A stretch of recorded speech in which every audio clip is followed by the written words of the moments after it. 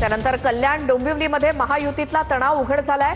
कल्याण डोंबिवली शिवसेना आणि राष्ट्रवादी आमने सामने आलेत। पॅनल क्रमांक 12 मध्ये शिवसेना विरुद्ध राष्ट्रवादी अशी थेट लढत होतीये। शिवसेनेचे उमेदवार सचिन पोटे यांचं कुटुंब कार्ड हा उपक्रम चर्चेत आहे, तर राष्ट्रवादीचे विक्रांत शिंदे यांनी शिवसेनेवरती टीका केली। जनतेमध्ये न पोहोचता सुखदुःख कसं काय निवारणार असा सवाल विक्रांत शिंदे यांनी केलाय।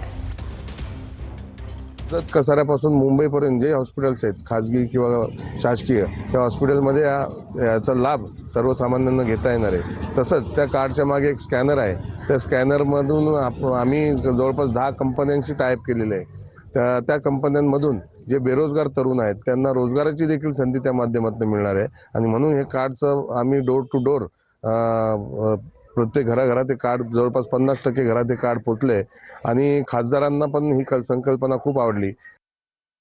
कुटुंब कार्ड जर असतं आणि कुटुंबाकडे लक्ष दिलं असतं तर त्यांना हे कुटुंब कार्ड काढण्याची गरज नसती। ते जेव्हा निवडून येतात तेव्हा ते दिसतात, त्याच्यानंतर ते जे गायब होतात ते 5 वर्ष आज मी ऐकलं की 9 वर्ष झालेत त्यांना कोणी भेटायला कोणी येत नाही ना, त्यांच्या मागे कार्य करतायत। त्यांचा कार्य कुठे आहेत हे त्यांनी शोधावं। जनतेकडून जो आम्हाला फीडबॅक आहे त्यामध्ये असं कळतंय की कुटुंब प्रमुख म्हणून जी भूमिका घ्यायची आहे ते कुटुंबाचा व्यक्तीसुद्धा म्हणून करत नाही।